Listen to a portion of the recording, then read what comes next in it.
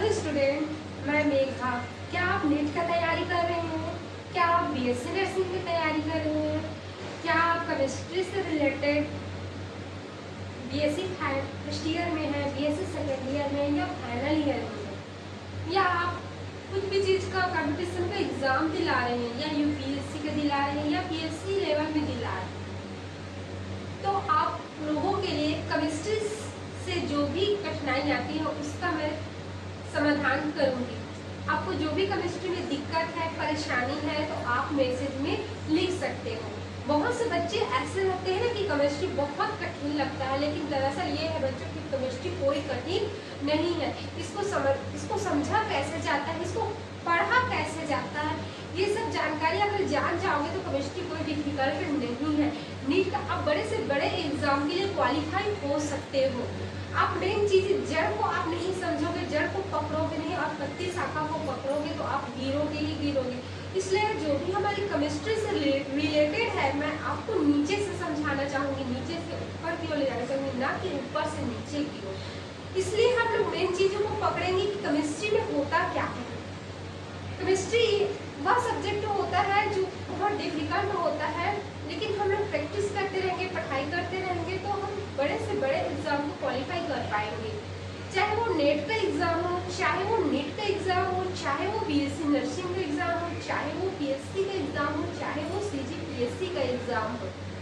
तो हम लोग केमिस्ट्री में सबसे पहले जिस तरीके से हम लोग बचपन में पढ़ते हैं, गिनती पढ़ते हैं, तब जाकर हम पूरा भाग जोड़ना घटाना सीखते हैं, उसी प्रकार से पीरियोडिक टेबल होता है केमिस्ट्री में। हम उसको अगर अच्छे से समझ गए तो हम पूरा केमिस्ट्री समझने में हमें कोई डिफिकल्ट नहीं होगा।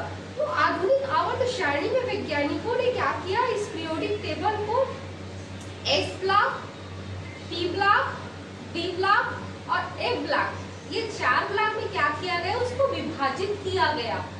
तत्वों को उनके परमाणु क्रमांक के आधार पर उनको एक स्थान दिया गया ताकि हम अपना अध्ययन को आसानी से उसको क्या कर सके, हम अध्ययन कर सके। ठीक है, तो हम लोग आज मैं आप लोगों को पढ़ाती हूँ पीरियोडिक टेबल। आप भी उसको समझ गए तो हम बहुत सारी चीजों को आसानी से केमिस्ट्री में समझ सकते हैं, चाहे हम कितना भी बड़ा कंपटीशन एग्जाम क्यों ना दिला रहे, इससे रिलेटेड बाहरी क्वेश्चन नहीं पूछने वाले। तो मैं आपको बताती हूँ पीरियोडिक टेबल के बारे में। आज इसको हिंदी में बोलते हैं आवर्त सारणी।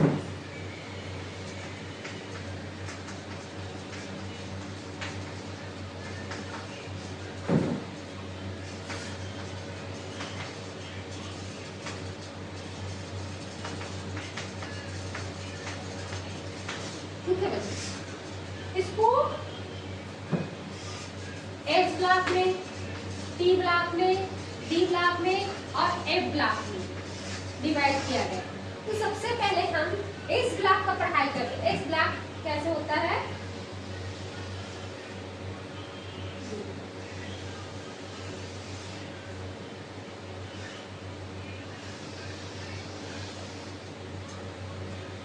ये होता है 1 और ये होता है 2।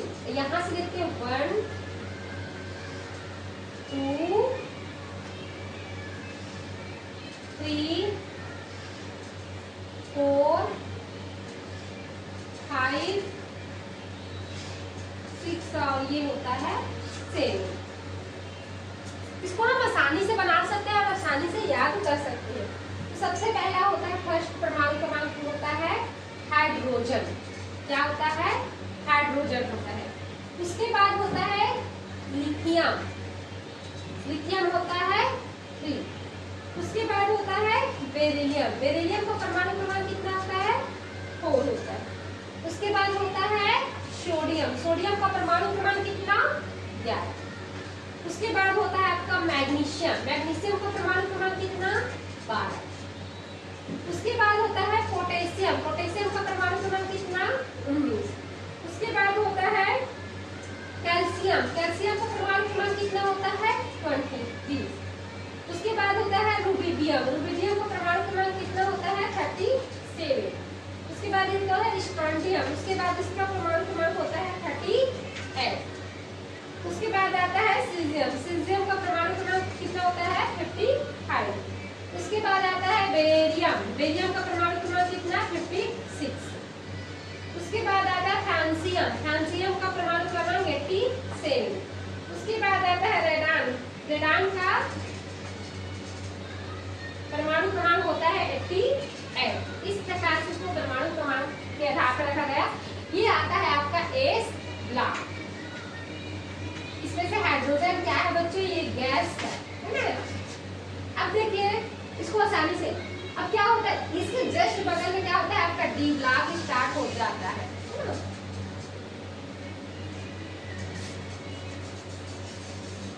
बाद आपका डी ब्लॉक स्टार्ट हो जाएगा। डी ब्लॉक कहाँ से स्टार्ट होगा आपका, यहाँ से स्टार्ट होगा।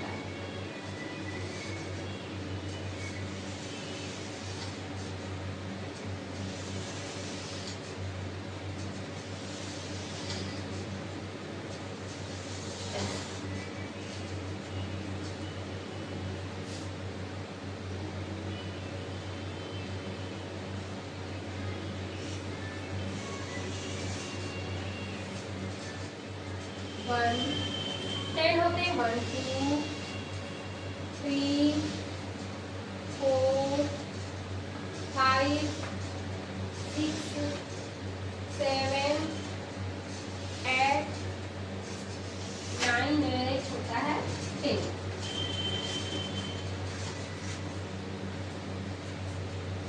3 4 5 6 7 8 9 10 11 और होता है 2।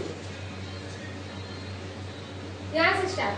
अब देखिए हम लोग को याद होगा यहाँ से स्टार्ट होगा 20 स्कैंडियम होता है 21 scandium, titanium, vanadium, chromium, manganese, iron, cobalt, nickel, copper, zinc 13 lakh. तो देखिए बच्चों ये क्या है, परमाणु क्रमांक के आधार पर इसको रखा गया है। फिर आता है स्कैंडियम के बाद इट्रियम। इट्रियम आता है आपका 39 से, यहाँ 38 है तो 39 से स्टार्ट हो। Yttrium, zirconium, niobium, molybdenum, technetium, ruthenium, rhodium, palladium,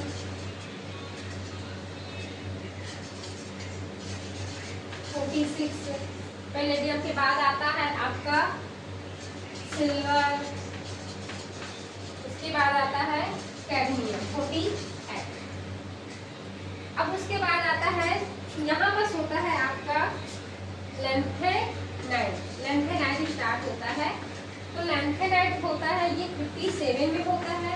57 के बाद जितने 14 तत्व होते हुए एक ब्लॉक में आते हैं। उसके बाद लैंथेनम के बाद होता है हैफनियम 72, टैंटेलम 73, टंगस्टन 74,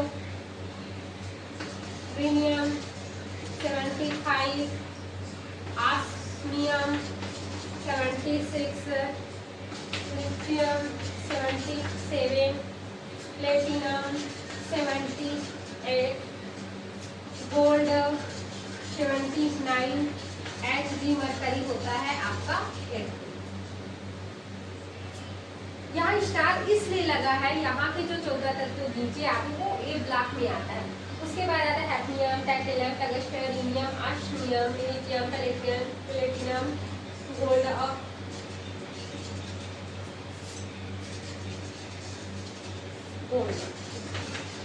और होता है मरकरी। उसके बाद आता है आपका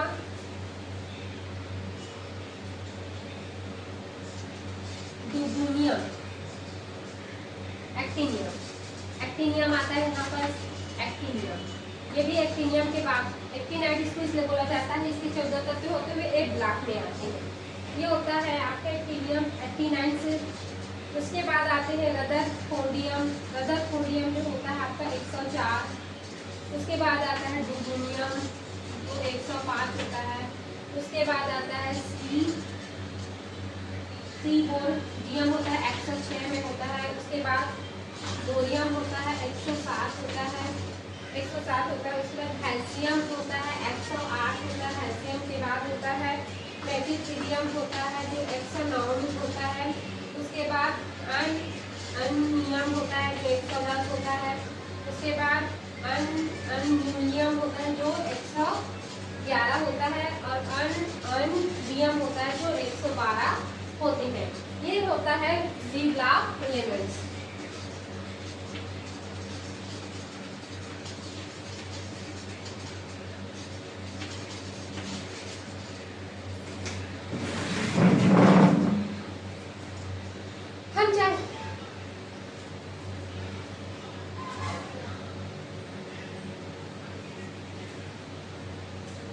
हम चाहे जो भी चीजों की एग्जाम दिला रहे हैं, चाहे नीट का दिला रहे हैं, चाहे बीएससी नर्सिंग का दिला रहे हैं, चाहे हम नेट का एग्जाम दिला रहे हैं, मैं आपको केमिस्ट्री में जड़ से नीचे से ऊपर की ओर ले जाऊंगी। आप जब तक नीचे नहीं समझोगे तब तक आपको समझ में नहीं आएगा। तो इतना खेल होता है, इसी से ही होता है। ये एस ब्लॉक का तत्व होता है। एस ब्लॉक का तत्व देखिए परमाणु क्रमांक के आधार पर इसको बढ़ाया गया है।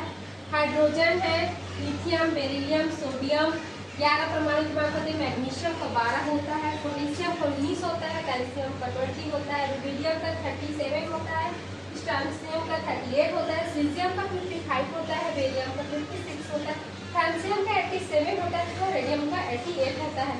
ये होता है आपका S block elements. S block का एलिमेंट्स होते हैं।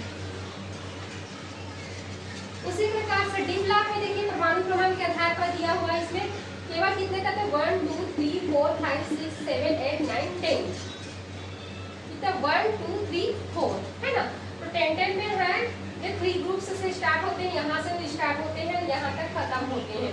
तो इससे स्टार्ट है scandium, titanium, vanadium, chromium, manganese, iron, cobalt, nickel, copper, zinc 30 से लेकर के 30 तक। इसको बोलते हैं प्रथम संक्रमण श्रेणी।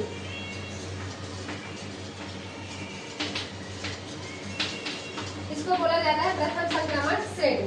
उसके बाद होता है yttrium, zirconium, niobium, molybdenum, technetium, uranium, rhodium, palladium, silver और कैडमियम। तो ये कैडमियम जो होता है ये होता है द्वितीय संक्रमण श्रेणी। इसको द्वितीय संक्रमण श्रेणी बोला जाता है। तृतीय संक्रमण श्रेणी यहाँ से स्टार्ट होता है lanthanum, hafnium, tantalum, tungsten, osmium, iridium, palladium, gold और मरकरी। यहाँ से तृतीय संक्रमण श्रेणी स्टार्ट होता है। उसके बाद आता है आपका चतुर्थ संक्रमण श्रेणी। चतुर्थ संक्रमण श्रेणी में होता है एक्टिनाइट, रदरफोर्डियम, रूबिनियम, सीबोर्जियम, बोरियम, हैस्मियम, मेडिसिलियम, अननियम, यूलियम, अननियम।